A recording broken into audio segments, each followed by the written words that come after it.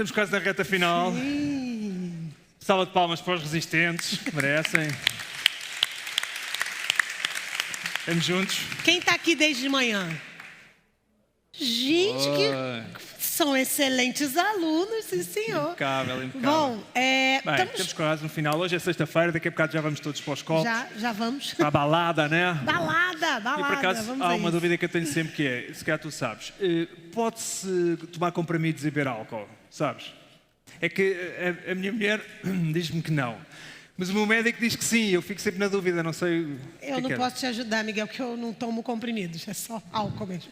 Desculpa. ok. Desculpe, eu não vou poder te ajudar nessa questão. Mas eu acho que tem uma pessoa Sim. que vai conseguir te ajudar, sim. O que você faz quando você toma comprimido? Como é que faz isso? Não sei, quer dizer, repara, o meu médico diz que sim, mas é assim, o meu médico é o Zé Carlos Pereira, de maneira que eu fico um bocado na dúvida, não é? Mas pronto, como é sexta-feira, vamos seguir em frente, vamos Mas tomar... se você beber, você faz o quê? Toma um gurosã. Pronto. Quem nunca, né? Quem nunca? Bom, por falar nisso, eu acho que a próxima pessoa vai poder nos ajudar, porque ele é CEO da Jaba Recordate. É verdade. De Portugal, Reino Unido e Irlanda. Venha para cá. Nelson Pires, por favor. Salve de palmas. Obrigado. Olha, muito obrigado.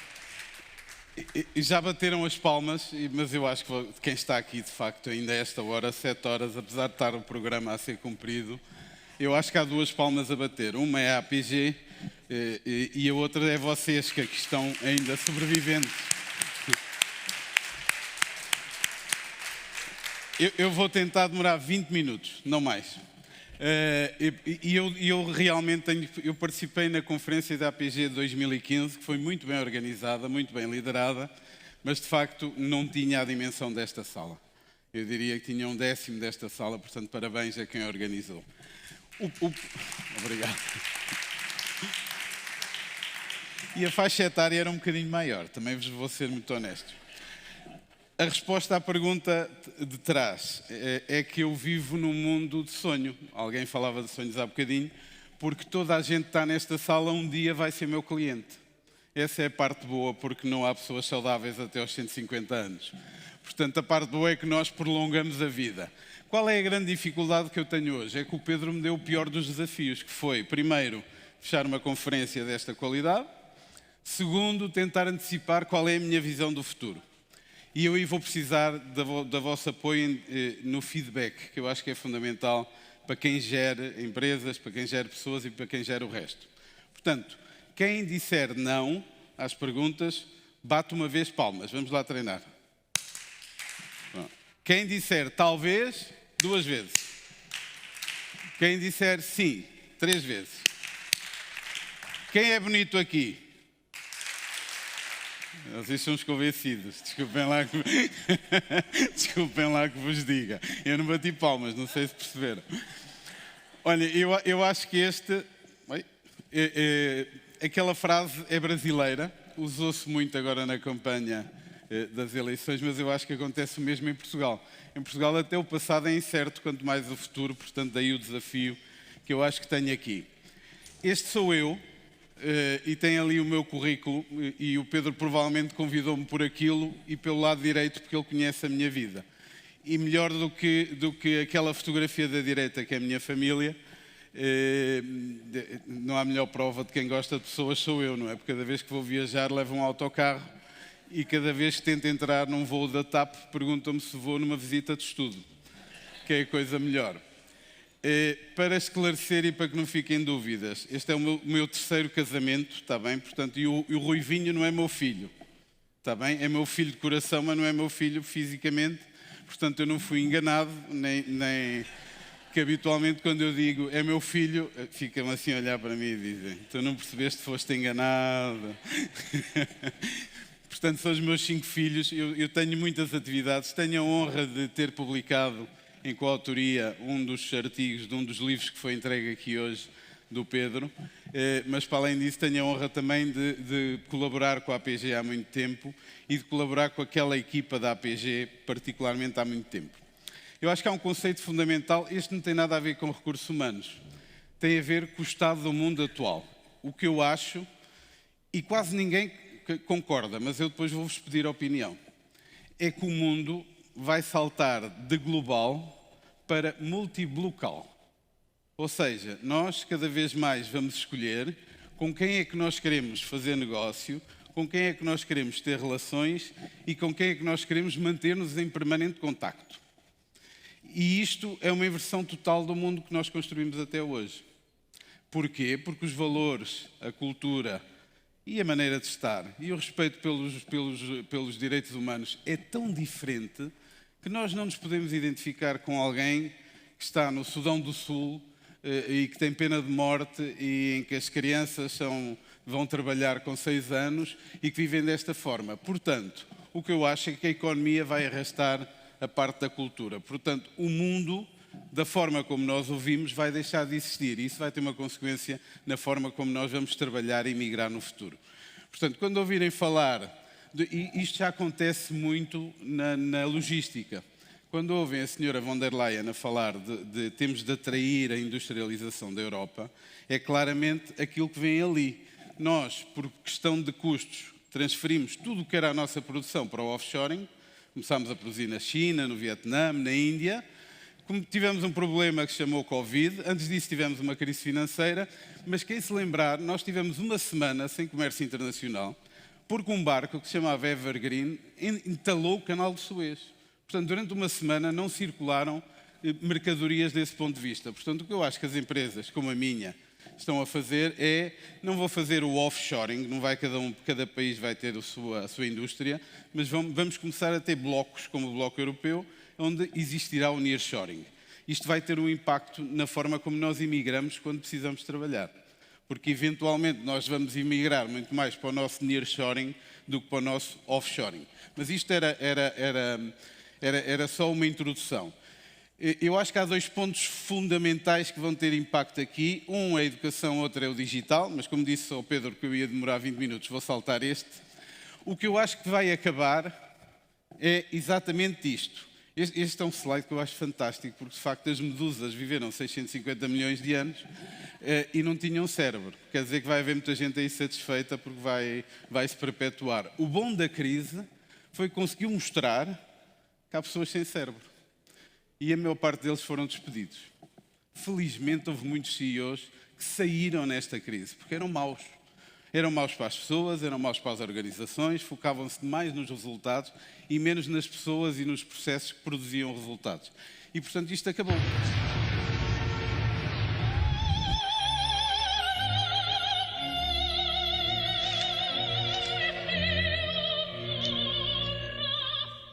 Não sou eu, hein?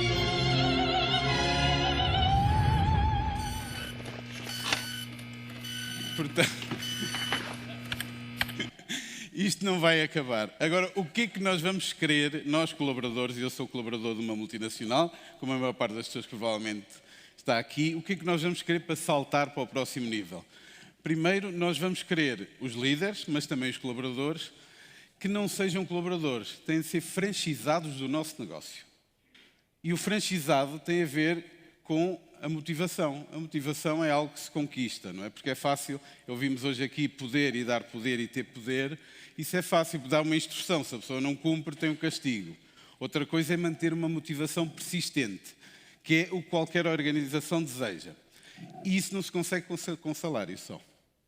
Por muito que nós queiramos pagar, o salário não é exclusivamente higiênico, mas também é higiênico. Ou seja, não é o único motivo que faz com que as pessoas se retenham nas organizações. Portanto, isto é o que nós vamos querer para o futuro. Queremos construir núcleos organizacionais. E núcleos organizacionais que são intergeracionais, que é outro dos desafios, porque na minha empresa a média de idade é 42 anos, portanto é uma empresa relativamente jovem, é uma empresa totalmente equilibrada em termos de género, aliás, desequilibrada em termos de género, nós temos 60% de mulheres, 40% de homens, dos quais 52% estão nos quadros da empresa, são diretores da empresa, 52% das mulheres, e, portanto, o que nós queremos é núcleos organizacionais comprometidos, porque não podemos esquecer que estamos a falar de franchisados, pessoas que têm a responsabilidade do negócio e que têm que atingir resultados.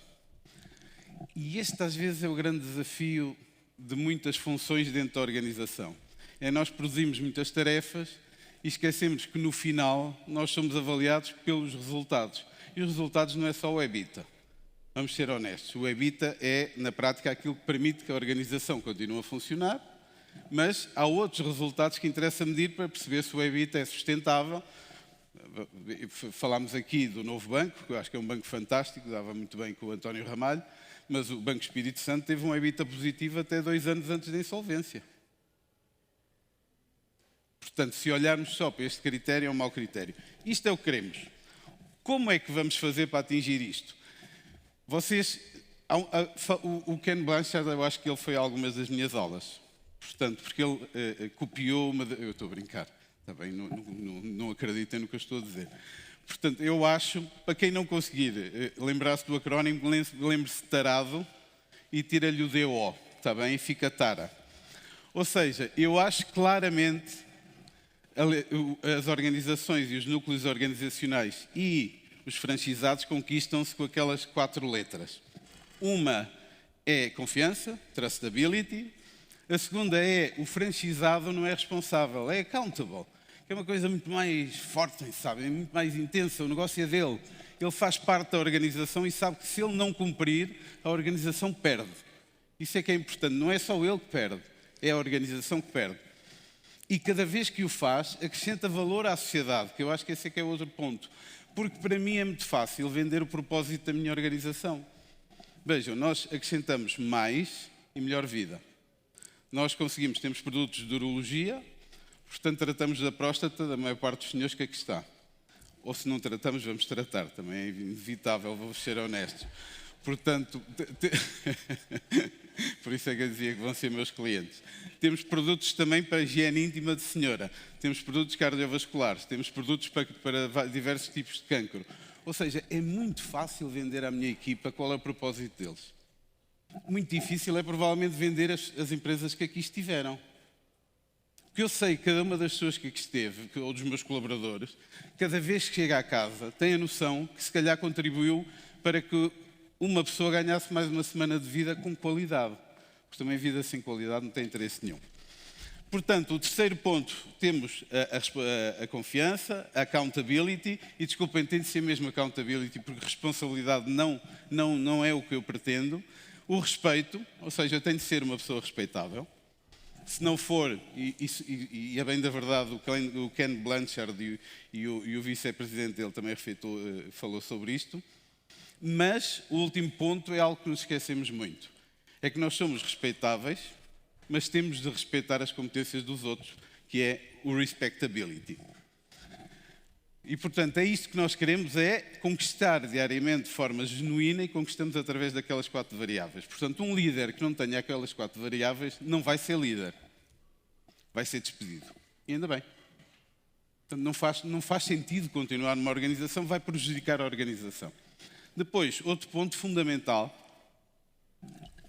Eu aqui entro às vezes em choque um bocadinho com os recursos humanos, que falam muito de heteromotivação, ou seja, a empresa dar motivação, mas eu acho que a maior motivação tem de ser própria.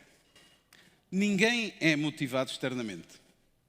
É alguém que não queira ser motivado, por muito que nós lhe demos formação, lhe damos condições, fringe benefits, um carro melhor, estamos a acompanhá-lo, fazemos feedback, não vai ser motivado. Portanto, o colaborador tem que perceber que grande parte do trabalho para ser comprometido dentro da organização é dele. Há uma grande parte que é a automotivação.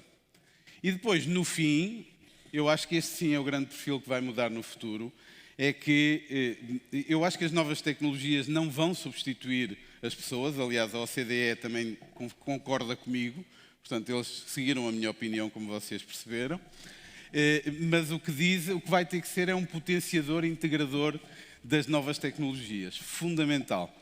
E nós vamos ter novas tecnologias fantásticas. Quem olha para aquilo que o Facebook vai fazer dentro em breve, que é o metaverso, vai dizer que vai entrar num mundo radicalmente novo.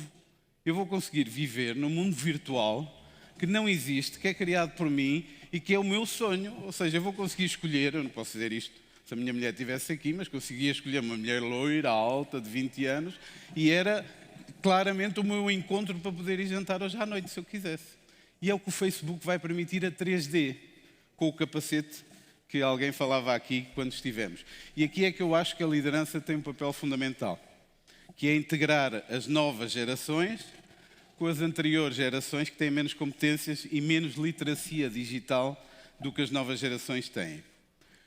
Outro ponto fundamental é a humanização, e alguém já falou aqui da humanização, portanto não vou reforçar, mas vou reforçar o propósito, porque assim é o dever do empregador. Ou seja, aquele senhor é do Porto, portanto as mulheres do Norte é que são, a minha mulher é do Porto, portanto eu como a sopa sempre e está sempre ótimo. Ou seja, eu acho que o propósito é dever do empregador. O empregador tem de entregar a cada colaborador, nomeadamente no seu onboarding, o motivo, qual é o valor que aquela pessoa acrescenta à sociedade. E de que forma é que o acrescenta. E a forma tem de ser, mais uma vez, um acrónimo, que é uma coisa muito já batida, que é o ESG. De uma forma do environment, portanto, respeitando o meio ambiente, social, respeitando o meio social onde está envolvido, e o governance, de uma forma ética, sustentável e de acordo com aquilo que são os valores da sociedade e os valores, obviamente, da própria empresa. Depois, o compromisso das equipas, claramente, tem a ver com a parte de cima, será uma causa. Porquê? Porque nós vemos cada vez mais os jovens a trabalharem por causas. Depois as funções serão cada vez mais complexas. Porquê? Porque têm por base uma forte literacia digital, tecnológica, se quiserem. Ou seja, nós neste momento, nós temos 86 filiais pelo mundo todo, não calculamos objetivos por filial. Porquê? Porque temos lá um computadorzinho, não é? Uma inteligência artificial, que o que faz, metem-se os dados, potencial de mercado, número de doentes, vendas do ano passado, não é? E ele recalcula de imediato o objetivo para os países todos. Isto antes era feito por 7 pessoas. O que nós fizemos foi reconverter essas 7 pessoas para depois avaliar se cada país e cada objetivo está bem feito ou não, porque os computadores o que fazem é, ou melhor, só retiramos dos computadores aquilo que metemos dentro dos computadores, não é? Se o algoritmo está correto ou está errado. Depois, as hierarquias, eu acho que vão ter vidas difíceis, e ainda bem. Porquê? Porque eu não estou a dizer que vão deixar de existir, o que eu acho é claramente, e eu já faço isso na minha organização, e ainda bem, porque assim tenho tempo para estar aqui, senão tinha de estar no escritório em Lisboa, porque eu acho que as lideranças seguras não têm que estar sempre em cima dos projetos todos, pelo contrário, mas as hierarquias vão ser alternadas pelo aquilo que vai ser a gestão dos projetos. Ou seja, se eu tenho dentro da organização uma pessoa mais competente para gerir um determinado projeto, SAP, essa pessoa deve ser a líder do projeto e não o chefe da área financeira, ou o chefe da área tecnológica, ou o chefe de tudo o resto. O que é que isto nos dá? Dá-nos a possibilidade de manutenção de talento, que é fundamental. Porque a pessoa, se não pode ter uma carreira vertical, porque às vezes as empresas não têm essas condições, pode ter carreiras horizontais, não é? Pode ir vivendo de projetos, obviamente não vai viver a vida toda deste tipo de projetos, mas pode ir vivendo de projetos que faz com que a pessoa fique motivada e que, mais uma vez, voltamos ao Tara, que demonstre que a empresa confia neles.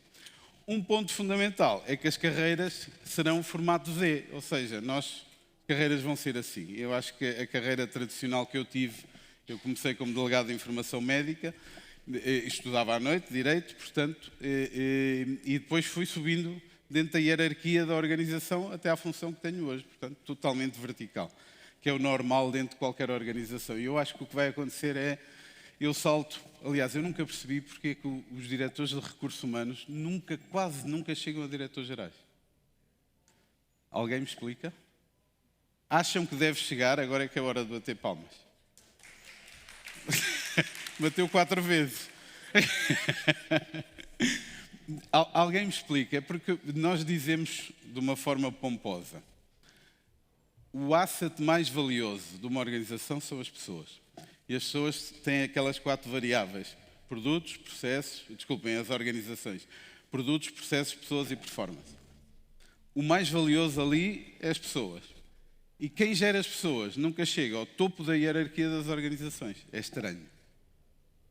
Se calhar a culpa é das organizações, ou a culpa é, não posso dizer aqui, porque senão não chega ao parque de estacionamento, não é? Dos diretores de recursos humanos.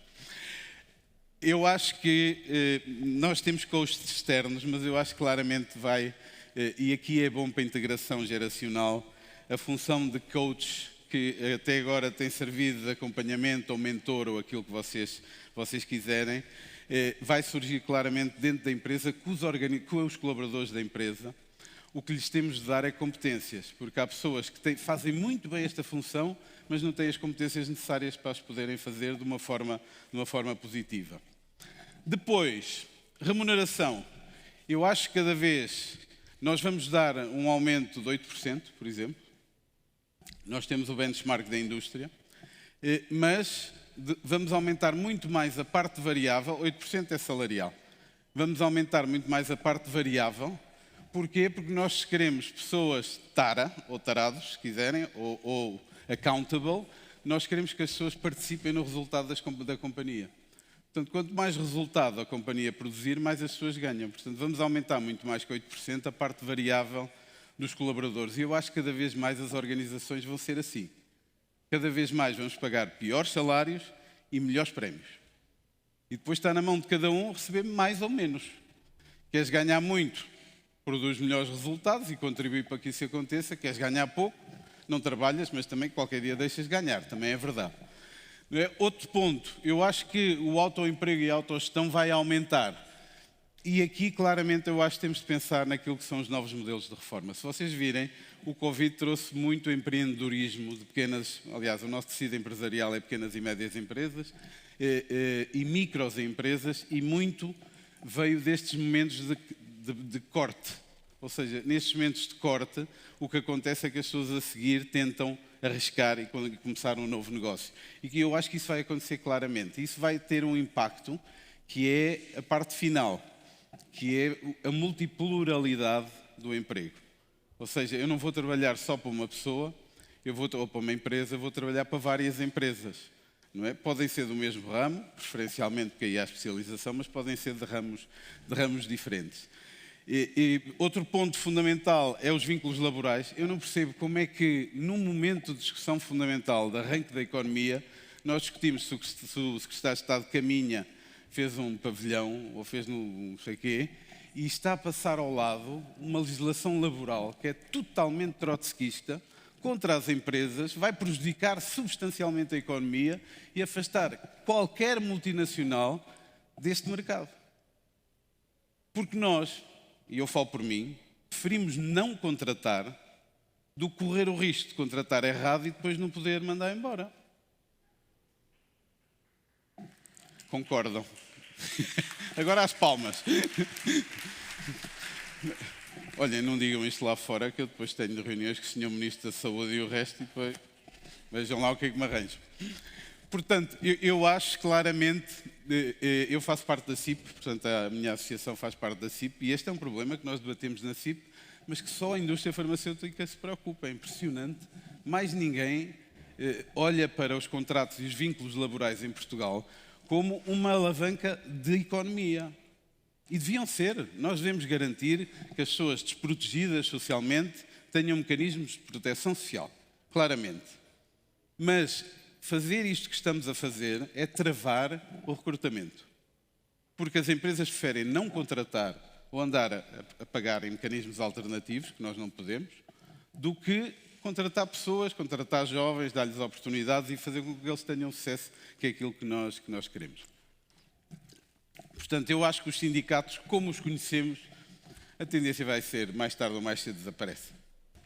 E só não desaparecem porque ainda há, eu diria, do meu ponto de vista, mais uma vez volto a dizê-lo, eu acho que ainda há a simpatia, a cortesia e o facto de, às vezes, temos que dizer as palavras certas.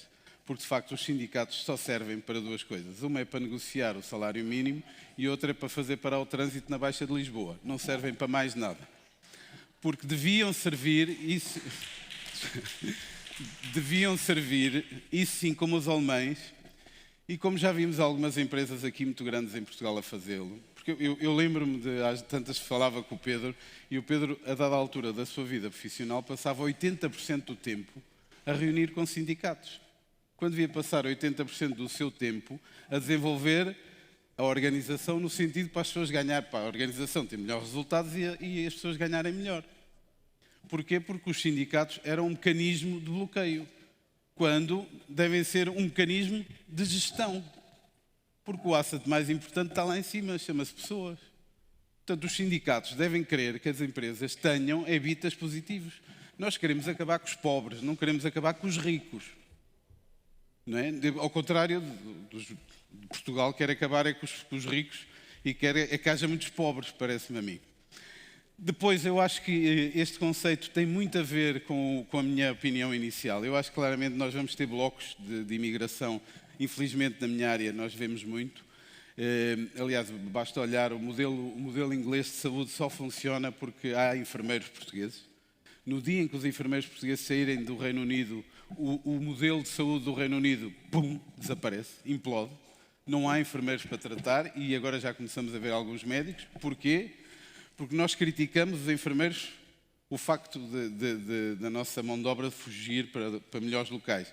Mas os enfermeiros ingleses fogem para os Estados Unidos ou para a Austrália, que é onde pagam melhor. Portanto, este fluxo de imigração também se verifica nos mercados ricos. Portanto, não é só aqui. Portanto, eu acho claramente nós não vamos começar a emigrar para o Dubai, como vimos algumas enfermeiras, depois não podiam sair de casa. Não é? Porquê? Porque para conduzir, apesar do Dubai ser uma cultura mais liberalizada, para conduzir precisam de um motorista, não podem sair à noite, não podem ter vida e ninguém quer viver assim, não é? Querem ganhar bem, mas ter uma vida normal. E depois eu acho que o suporte da educação é claramente, vai deixar de ser não como uma aquisição de conhecimentos para melhorar as competências, mas vai passar a ser como o fundamental é que as pessoas desenvolvam capacidades de aprendizagem. Por isso, têm que ter formação. Nós temos, como uma instituição universitária em Lisboa, um Executive MBA, todos os anos, onde participam 15 pessoas exclusivas nossas, que é o ISCTE, a propósito, passa publicidade, já fizemos noutros locais, onde fazemos, adaptado à nossa organização em cada ano, precisamente um Executive MBA dirigido às pessoas que têm talento, que no futuro vão desenvolver a organização, porque nós queremos claramente desenvolver aquilo. Porque com as novas tecnologias nós vamos precisar de pessoas que pensem e não que executem. Portanto, e isso é um dever nosso fazer com que isso aconteça. Portanto, claramente eu acho que eu adoro esta parte aqui, não é? Eu adoro, isto nunca acontece, mas eu adoro esta parte aqui. Finalmente, e o último é o ponto mais que toda a gente critica, mas lamento a minha opinião. Eu acho que temos que começar a desenhar muito. Não é o Customer Experience, é o Employer Journey. Nós temos de perceber qual é a jornada dos colaboradores dentro da organização, desde o momento em que ele entra até o momento em que ele sai. Nós podemos desenhar que o Employer Journey seja de 5 anos, como de 30. É igual, mas temos de perceber que os nossos colaboradores, quando entram, têm o onboarding, depois têm o treino inicial, depois têm a possibilidade de gerirem um projeto, depois têm o Executive MBA e os picos de felicidade ou de bem-estar, que eu gosto mais da palavra bem-estar, dentro da organização, como é que se processam? Porque são esses que nós vamos minimizar ou potenciar. E isso tem de estar desenhado, e isso é tarefa vossa, desculpem lá, não é tarefa de um CEO. Vocês é que são especialistas de pessoas, vocês é que o têm que fazer. Depois, eu acho que claramente vamos começar a medir bem-estar. Eu não gosto da palavra felicidade por um motivo. É que felicidade é algo pessoal, porque nós vemos pessoas que têm tudo e são os infelizes. Porquê? Porque são assim. Nós podemos proporcionar-lhes bem-estar e eles são infelizes. Mas a organização aqui não tem culpa. Lamento. Por muito que possa fazer, obrigado. Eu vou levá-la para casa, que já bateu palmas 4 vezes. Portanto, ou seja, eu acho que infelizmente não há, por muito que nós queiramos, há pessoas que de facto são azedas, não servem para estar dentro da organização e felizmente a maior parte não é assim, é o oposto. Portanto, e essas nós temos quase que, não é acarinhá-las, porque eu acho que uma organização não é uma família, porque temos objetivos comuns, não temos que andar todos abraçados aos beijinhos, mas que temos de facto de estar comprometidos todos com o mesmo objetivo, isso sim, e trabalhar todos da mesma forma. Outro ponto, eu acho que isto é inevitável, cada vez mais vai haver turnover passivo, as pessoas vão-se embora para onde quer que seja, até porque querem projetos melhores e cada vez menor lealdade às organizações, mas isto já acontece agora, portanto nada de novo. E por último, eu não acredito no trabalho remoto. Eu acho que é o pior que pode acontecer a uma organização, é criar uma regra de trabalho remoto. Quem concorda? Discorda? Vá lá, no outro dia sendo chumbado quase a saída de uma conferência. Eu vou-vos dizer o que eu acho. Eu, trabalho híbrido ou remoto, acho que é o pior disparate de moda que surgiu depois do Covid. Ponto. E, infelizmente, fomos todos atrás. Que é a parte melhor. Portanto, se me perguntarem, tem trabalho remoto na sua empresa? Temos 2 dias por semana, sábado e domingo. Portanto, quem quiser fazer sábado e domingo está à vontade de trabalhar de casa. Mas temos outra coisa. Não temos trabalho remoto formalizado, mas temos uma coisa que nós chamamos individualismo corporativo. Por exemplo, a diretora médica tem os pais, estão na Alemanha, ela é alemã, e tem os pais na Alemanha, o pai já tem Alzheimer, a mãe, infelizmente, tem um cancro, e pediu para se despedir porque queria ir acompanhar os pais na Alemanha. O que nós fizemos foi um modelo de trabalho em part-time, onde ela trabalha 100% remoto da Alemanha. Mas é para ela. Temos uma colaboradora que teve cancro, o marido teve cancro durante 1 ano e meio, infelizmente faleceu. Nós deixámos-la ir para casa, não precisou trabalhar, mantivemos-lhe o salário, pagámos-lhe os prémios, fizemos exatamente como se estivesse a trabalhar. Porquê? Nós tratamos pessoas, não tratamos modelos. Por isso é que eu não gosto do modelo do trabalho remoto, porque não olha para pessoas, olha para modelos. Portanto, eu não acredito. Acho que depois, ainda por cima, nós vivemos com um grupo que há pessoas que podem ter e há outros que não podem ter. E, portanto, estamos a criar diferenças dentro das organizações. Para quem só tem serviço é fácil. Para quem tem fábrica, ou para quem tem o supermercado, ou para quem tem tudo o resto, não pode. Não é? Porque não pode estar o senhor na construção civil em casa a fazer o cimento e a ligar para o cliente a dizer sim, já estou a acabar aqui o cimento, depois venha cá buscar para pôr lá em casa. Portanto, ou seja, eu não acredito nisto. Eu acredito é que as organizações, por muito grandes que sejam, têm de ter individualismo corporativo e têm de se adaptar, quando possível, às organizações, as organizações às pessoas e não as pessoas aos modelos que as organizações inventam. Portanto, como digo, eu não acredito no modelo. Quem o faça, ótimo. Mas na minha empresa, enquanto eu puder decidir, embora haja pressão, honestamente, dos meus headquarters para que isso aconteça, temos 2 dias, que é sábado e domingo. Aliás, temos 2,5, porque a partir de sexta-feira às 6 horas já podem fazer trabalho remoto à vontade. Portanto, o que nós queremos é um modelo personalizado. Isso sim, porque as pessoas não são modelos, são pessoas. E nós queremos tratar as pessoas de acordo com as suas necessidades. Nós temos lá pessoas que não querem trabalho remoto. Eu não quero trabalho... Eu tenho 5 filhos, vocês imaginam o que é trabalhar em casa com 5 filhos? Deus me livre, não é? Até agradeço cada vez que tenho de ir para a Irlanda, para o Reino Unido, e se for para a África, que eu também tenho, melhor ainda, quanto mais para baixo, melhor. Portanto, ou seja, nós queremos modelos personalizados. Porquê? Porque eu acho que é isso que valoriza as pessoas e é isso que faz com que as pessoas confiem na organização. E, por fim, um desafio para a função de recursos humanos. E esta é uma provocação clara. Se vocês olharem, o slide não é meu, está bem? Portanto, se tem que bater alguém, é a KPMG que está ali embaixo que criou o slide. É que a vossa função dos recursos humanos pode ser a cor-de-rosa, tudo o que está aqui pode ser automatizado na totalidade ou parcialmente. O que vos coloca num risco muito grande. Portanto, eu acho que o grande segredo de qualquer diretor de recursos humanos para ser, porque vocês se virem, o que está azul são as partes mais importantes da vossa função. São aquelas que realmente, na cadeia de valor, acrescentam valor. Analytics e Metrics, qualquer computador faz isto, desde que tenha o algoritmo certo. Workforce Planning, qualquer computador faz isto, desde que tenha o calendário certo. Talent Identification, qualquer faz isto, desde que tenha... Aliás, até vimos hoje aqui aquilo das cores, portanto, que dá para identificar os perfis. Os prémios, ou os MBOs, qualquer computador faz isto, desde que tenha o algoritmo certo. E desde que os KPIs estejam bem definidos. Agora, gerir relações e potenciar relações e criar confiança, garantir e assegurar aquilo que nós vimos nos 2 slides anteriores, que é a gestão da mudança, e nas organizações claramente isso acontece, nomeadamente nos modelos de trabalho, o híbrido, ou a eficiência organizacional e tudo o resto, não. Isto não há máquina que consiga fazer. Isto são vocês. Portanto, se querem um segredo, E eu tenho lá uma diretora de recursos humanos fabulosa, que soube olhar para este mapa e que aproveita muito bem aqueles 5 pontos onde tem que trabalhar. Porque tudo o resto é dispensável, dá uma administrativa e ela faz.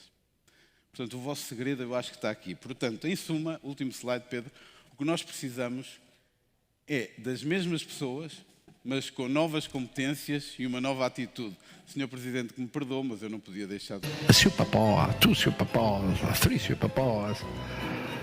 The man didn't come. Some of them on account of the pandemic, others on account of the war.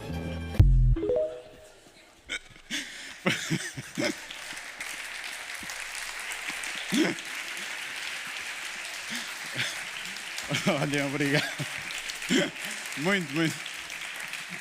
Nós precisamos de alguém assim, não é? Que fale inglês tão bem como o Sr. Presidente e que anime, mas acima de tudo nós precisamos, e eu acho que vocês têm um desafio gigante pela frente. E deixem que vos diga, eu não vivia sem a minha direção de recursos humanos. A minha empresa está a atingir 15%. É verdade, batam palmas porque eu acho que é mais do que merecido. E a confiança foi-se conquistando. Ou seja, neste momento gera para aí 40% das minhas funções de gestão de pessoas já estão na mão da pessoa, porque soube ganhar a primeira confiança e segundo sabe o fazer melhor do que eu.